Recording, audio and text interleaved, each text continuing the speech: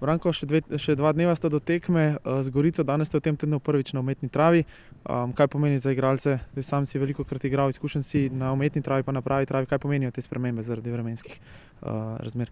Pa dobro, večinoma smo že vsi igralci navajeni. Je pa res, da ko treniramo na umetni travi, da je malo teže zaradi poškodb in da je veliko bolj za vsakega igralca.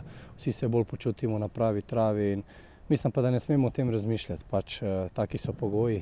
Treniramo tam, kar nam vreme dovoljuje in mislim, da mi moramo biti samo pozitivno pripravljeni na tekmo z Gorico in narediti vse, se čim bolj pripraviti, da tekmo zmagamo.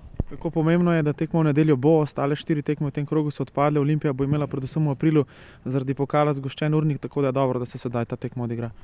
Pa tako, kot sem že rekel, vreme zgleda ne dovoljuje ostalim tekmecem, da igrajo, nam bo dovolili in mislim, da to za mene, lahko rečem, da je pozitivno. Mislim, da je zelo dobro, da igramo. Začeli smo zdaj s prvo zmago s Celjem. Zmagali smo to tekmo, mislim, da je zelo pomembno za našo samozavezo naprej in jaz mislim, da je zelo pomembno, da zdaj tekmo igramo, ker nas čaka še veliko tekem.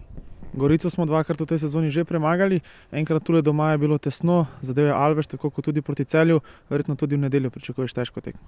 Pa seveda, res, zmagali smo jih že 2-krat, ampak niti enkrat ni bilo lahko, tako tudi zdaj ne bo in tako kot sem rekel, moramo se res dobro pripraviti. Zdaj smo se že malo analizirali proti tekmi s Celjem, ko smo igrali, imamo še veliko rezerv, še je bilo kar dosti prisotnih napak in če bomo to izboljšali na čim višji nivo, bo veliko lažje potem tudi v nedeljo. Ilke, hvala, srečno v nedeljo. Hvala vam.